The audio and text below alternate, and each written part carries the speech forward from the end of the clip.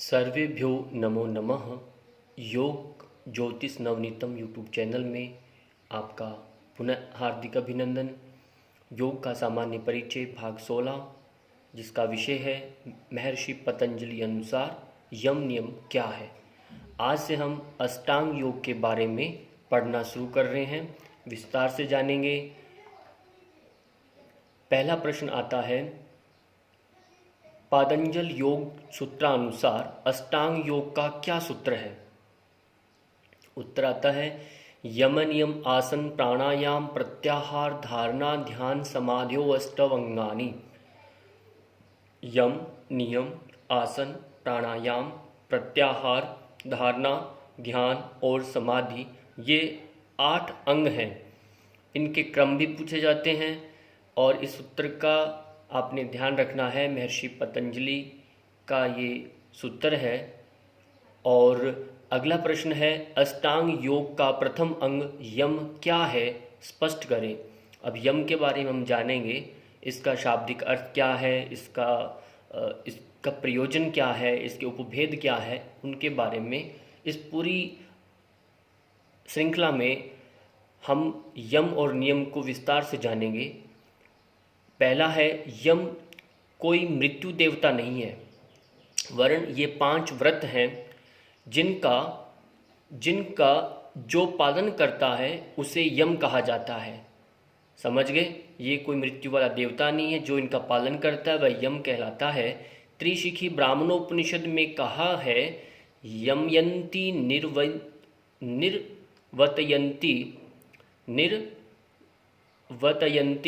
निर्वतयन्ति इति यमः। यमयन्ति निर्वतयन्ति इति यमः, अर्थात जो हमें अवांछनीय कार्यों से बचाता है या मुक्ति दिलाता है उसे यम कहते हैं। महर्षि पतंजलि ने 5 यम भागों को विभक्त किया गया। कैसे? अहिंसा सत्य अस्तेय ब्रह्मचर्य परिग्रह यमः। पातंजल योग सूत्र का ये दूसरे अध्याय का 30वां ही सूत्र है ये। अब ध्यान रखना है, ऊपर वाला जो सूत्र है 2 का 29वां सूत्र है वो। अब आता है, अहिंसा सत्य अस्तेय ब्रह्मचर्य और अपरिग्रह यम है। यह व्यक्ति का बाह्य अनुशासन है, इसको ध्यान रखना, हमारा बाह्य अनुशासन कहलाता है यम। अहिंसा शब्द का क्या अर्थ है?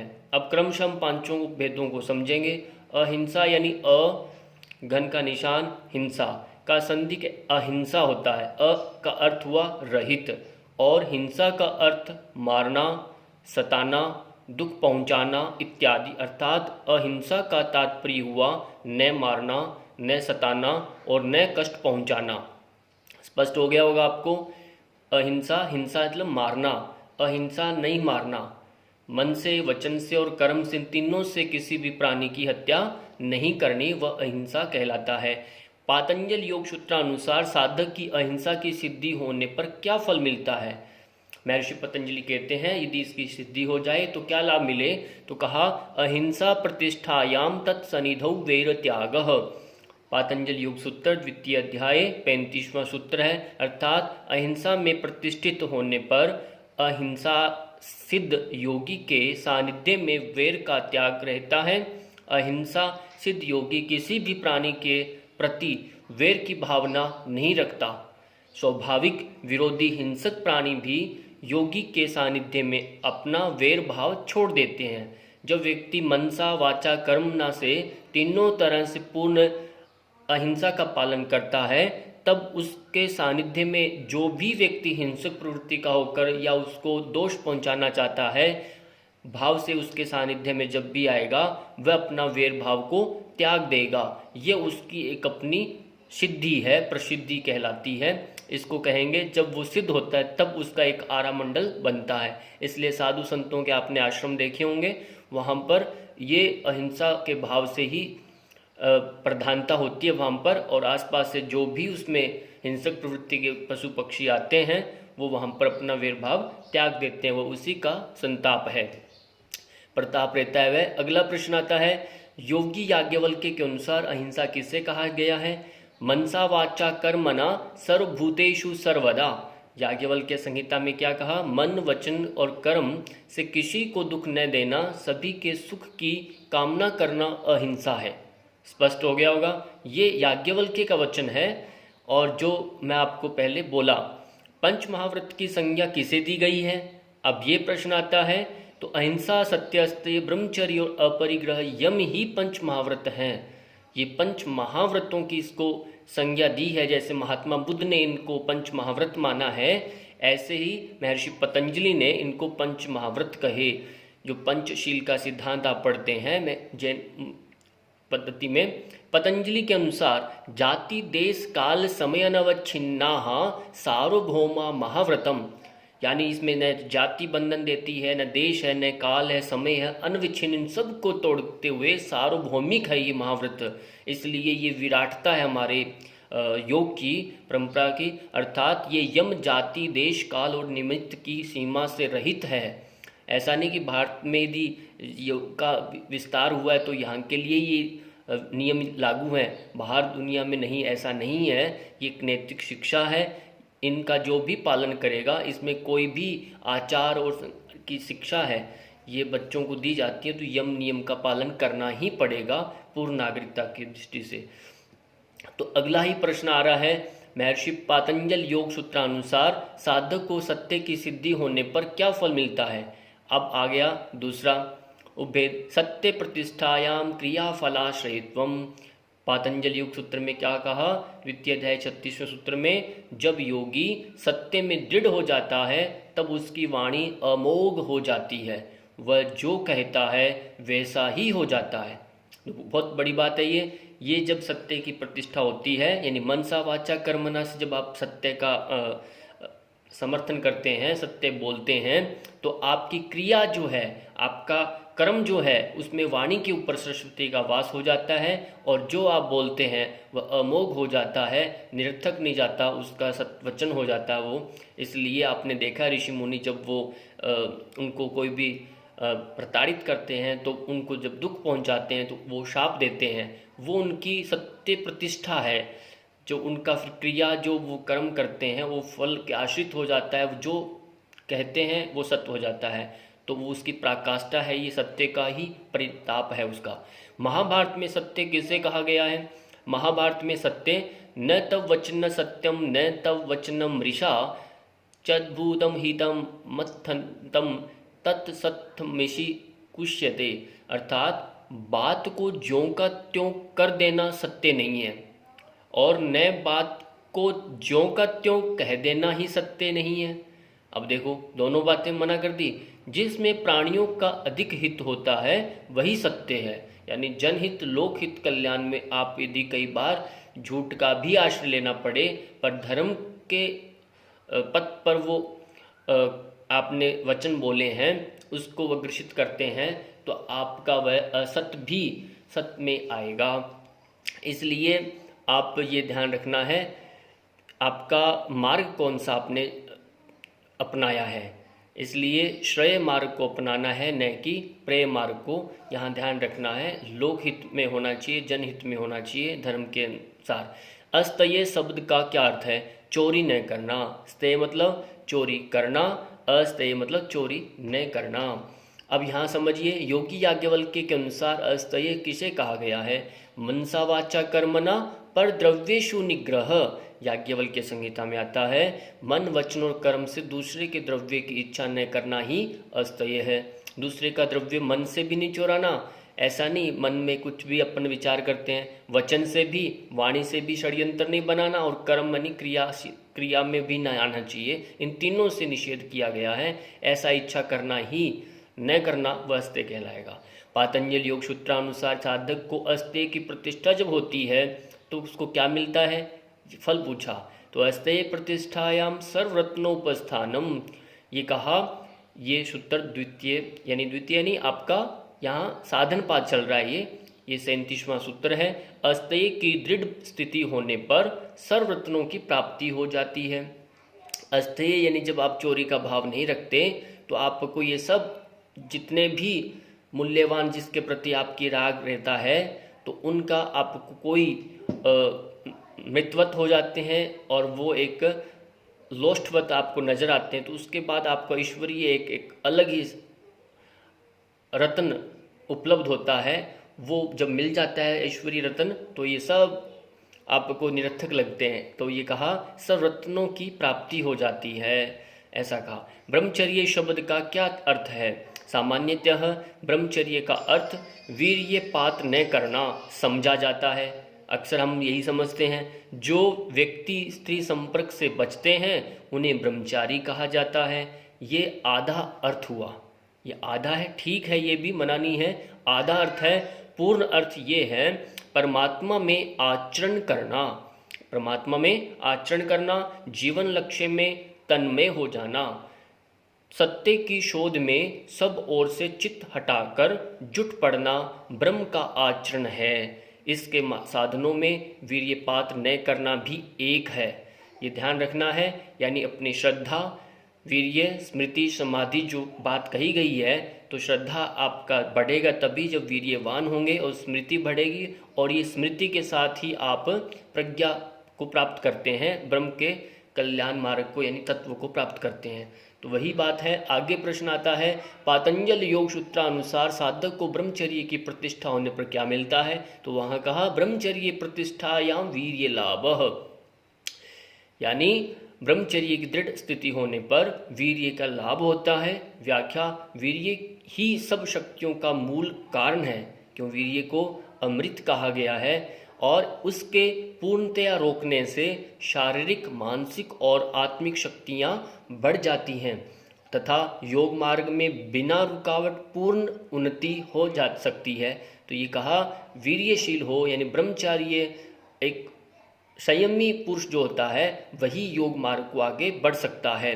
अपरिग्रह शब्द का क्या अर्थ है? अपरिग्रह, परिग्रह, ग्रह मतलब ग्रहण करना, कुछ भी ग्रहण करें, परि मतलब चारों ओर से जो भी मिले उसको ग्रहण करना, अपरिग्रह मतलब कुछ भी ग्रहण न करना, संग्रह न करना, शब्द का अर्थ हो गया ये। बहुत अधिक संग्रह न करना अथवा विषय और अभिमान आदि दोषों से रहित होना, आपका विषय और अभिमान दोनों से वह रहित होना कहा गया है अपरिग्रह। पूर्व जन्म वृत्तांत का ज्ञान साधक को किस की साधना से प्राप्त होता है? और ये वृत्तांत हमें अपरिग्रह स्थैर्य जन्म कथनता संबोधः, ये कहा अर्थात अपरिग्रह के सिद्ध होने पर पूर्व जन्म कैसे हुए थे इस बात का यथार्थ ज्ञान हो जाता है। देखो कितनी बड़ी बात है ये, हमारा अपना अतीत का पता चलता है यदि हम अपरिग्रह का पालन करते हैं। तो इसलिए आवश्यकता अनुसार ही आपने संग्रह करना, जिससे हमारा सामाजिक जो व्यवहारिक जो पक्ष है वह मजबूत रहे, सब समान रहें। अगला आता है प्रश्न, अष्टांग योग की द्वितीय अंग नियम क्या है? वो पहले यम के 5 उपांग पढ़ चुके हैं, अब इसको समझेंगे। अनुरक्ति परे तवम सततम नियमः स्मृतः, ये त्रिशिखी ब्राह्मणोपनिषद का ही है। परम तत्व में निरंतर अनुरक्ति, राग रहे, अनुरक्ति ही नियम है। सततता चाहिए, निरंतरता चाहिए। जो आपने अभी पढ़ा वह बाह्य अनुशासन था, ये आंतरिक अनुशासन है, ये दिखता नहीं है पर आप जानते हैं इसको। महर्षि पतंजलि ने नियम के 5 अंग कहे हैं, शौच, संतोष, तप, स्वाध्याय, ईश्वर प्रणिधानानि नियमाः। पातंजलि योग सूत्र द्वितीय अध्याय 32वां सूत्र है ये। शौच, संतोष, तप, स्वाध्याय और ईश्वर प्रणिधान, ये 5 नियम है। यह व्यक्ति को आंतरिक अनुशासन है।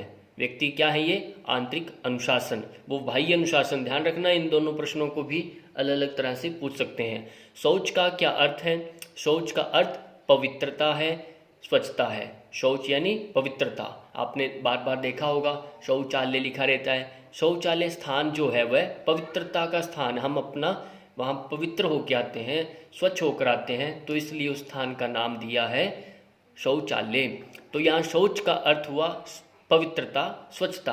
अब ये 2 तरह की स्वच्छता हो सकती है, तो वो ही पढ़ेंगे। शौच को कितने भागों में बांटा गया है वर्णन करें? 2 भागों में बांटा गया है, बाह्य शौच और आंतरिक शौच। बाह्य शौच क्या है? जल, मिट्टी आदि से शरीर को शुद्ध करना बाह्य शौच है। तो हम नहा धो करके स्वच्छ हो जाते हैं, बाह्य शौच कहलाता है। आंतरिक शौच क्या है? जिसमें आपका अहंकार है, राग द्वेष ईर्ष्या काम क्रोध भय आदि ये मनोविकार जो होते हैं को दूर करना आंतरिक शौच आएगा। तो ये कठिन है, तो इन दोनों को आप ध्यान रखना है जब भी हम संध्या वंदन करते हैं। बाह्य शौच होके आप फिर ध्यान जो करते हैं वो आंतरिक शौच के लिए ही करते हैं, इस बात को समझना है। जब हम धारणा करते हैं, ध्यान करते हैं, तो उस पद्धति से आंतरिक साधनों के माध्यम से हम आंतरिक शौच लाते हैं अपने आप में। बाह्य शौच की सिद्धि से साधक को क्या फल प्राप्त होता है? महर्षि पतंजलि के अनुसार बताइए। शौचात् समांगो जुगुप्सा परिसंसर्गः। शौच में जब हमारी शौच से स्व अंगों में, अपने ही अंगों में जुगुप्सा यानी घृणा हो जाती है प्राय, तो वह परिसंसर्ग, दूसरे संसर्ग करने से भी वह थोड़ा करने में भी उसको इच्छा नहीं होती। तो यहाँ अर्थ समझिए अच्छे से। शौच से अपने अंगों से घृणा, ये बहुत बड़ी बात है। अपने अंगों से जब घृणा हो जाती है, दूसरों से संसर्ग का अभाव हो जाता है, और दूसरों के संसर्ग में जाना उसको अच्छा नहीं लगता, उसका भी अभाव हो जाता है। व्याख्या: शौच के निरंतर अभ्यास से योगी का हृदय शुद्ध हो जाता है, उसको मलमूत्रादि अपवित्र वस्तुओं के भंडार, इस शरीर की अशुद्धियाँ दिखने लगती हैं। जो शरीर में संग्रह है वह भी अशुद्ध लगता है। इसमें राग और ममत्व छूट जाता है, उनमें कोई मोह नहीं रहता। इसी कारण उसका संसर्ग दूसरों से भी नहीं रहता, ताकि वह फिर बिल्कुल एकांत हो जाता है, एकाकी होता है। वह इस शरीर से परे सबसे अलग रहते हुए केवली होने का यत्न करता है। यह शरीर शुद्धि का फल है। ये महर्षि पतंजलि ने फल बताया। यदि वह व्यक्ति अपने अंगों से जब वह पवित्रता जब आती है, बाह्य शौच और आंतरिक शौच जब आता है, तब ये घटित होता है। अगला प्रश्न है, आंतरिक शौच की सिद्धि से साधक को क्या फल प्राप्त होता है? महर्षि पतंजलि के अनुसार स्पष्ट करें। सत्व शुद्धि सौमनस्य एकाग्रेन्द्रिय जे आत्मदर्शन योग्यत्वानि च। पातंजलि योग सूत्र समाधिपाद 41वां सूत्र है। चित्त की शुद्धि, मन की स्वच्छता, एकाग्रता, इंद्रियों का जीतना, यहाँ यही कहा है। सत्व यहाँ पर आपको चित्त के लिए प्रयोग किया है, बुद्धि का शुद्ध होना ये कहा है। और आपका सौमनस्य, सु मतलब सुंदर, मन की स्वच्छता, एकाग्रता, इंद्रिय जय, इंद्रिय को जीतना, और आत्मदर्शन की योग्यता आभ्यंतर शौच की सिद्धि से प्राप्त होते हैं। बाह्य शौच से नहीं आता। ये प्रभाव जो है, ये चारों जो आपको गुण जो मिल रहे हैं वो आंतरिक शोधन से आएंगे। संतोष की सिद्धि से साधक को क्या फल प्राप्त होता है? तो बताइए पतंजलि के अनुसार, संतोषाद अनुत्तम सुख लाभः, यानी संतोष से उत्तम दूसरा कोई सुख नहीं है, ऐसे सर्वोत्तम सुख का लाभ होता है। आप देखते हैं जब जो जितना जैसा भी व्यक्ति को मिला है, उस प्रभु की इच्छा समझकर उसमें ही संतुष्ट रहना वह संतोष कहलाता है। उसमें इतर ततर जो भी हम देखते हैं उसमें अपनी लालसा न रखना, न ईर्ष्या रखना, न राग रखना, तो व्यक्ति इनसे रहित रहता है मस्तिष्क जब उसका, तो वह अनुत्तम सुख लाभ को प्राप्त करता है, ऐसा कहा। संतोष के विषय में मनुस्मृति में क्या कहा गया है? संतोष मूल ही सुखम, दुख मूलम ही विपर्ययः, अर्थात संतोष ही सुख का मूल है। यदि आप सुखी रहना चाहते हैं तो सुख का मूल कौन है? वह संतोष है। संतोषी सदा सुखी, हम जो कहावत सुनते हैं वह यही है। इसके विपरीत क्या है? असंतोष का या तृष्णा ही दुख का मूल है। इसलिए असंतुष्टता नहीं रखनी चाहिए। जितना है अच्छा है, ये सब यहीं रह जाएगा। इस तरह से इस भाव को रखते हुए जो है उसमें खुश रहना, जो मिला है उसमें संतुष्ट रहना, ये संतोष है। तप की सिद्धि से साधक को क्या फल प्राप्त होता है? महर्षि पतंजलि के अनुसार स्पष्ट करें। काय इंद्रिय सिद्धि शुद्धि क्षयात तपसः। पातंजलि योग सूत्र साधनपाद 43वां सूत्र है। तप के प्रभाव से अशुद्धि का क्षय हो जाता है। काय इंद्रिय, काय शरीर का, इंद्रियों का, इन दोनों का ना, काय इंद्रिय अशुद्धि का क्षय हो जाता है, तब शरीर एवं समस्त इंद्रियों की सिद्धि हो जाती है। जब हम इनका तपाते हैं तप के माध्यम से, तो जैसे कुंदन को तपाने से वह कुंदन बन जाता है सोना, वैसे ही अपना शरीर भी इन काया और इंद्रियों को स्वच्छ करने पर वह कुंदन बन जाता है। तो यहाँ कहा तो उसका लाभ क्या है, तो उसका लाभ तो इन्होंने बता ही दिया, का सिद्धि शुद्धि क्षयात तपसः, तो काय इंद्रियों की सिद्धि हो जाती है। अब महर्षि व्यास के अनुसार, क्योंकि महर्षि व्यास जी सबसे पहले भाष्यकार रहे हैं जो योग दर्शन सूत्र पर जिन्होंने अपना भाष्य लिखा है, व्यास भाष्य, उन्होंने क्या कहा, तप द्वंद्व शहनम, क्या कहा तप के बारे में, तपह द्वंद्व शहनम, अर्थात जो व्यक्ति द्वंद्व यानी यम विषम, जो सम है विषम है परिस्थितियों में जो समान व्यवहार रखकर सहन करे, उसे तप कहते हैं।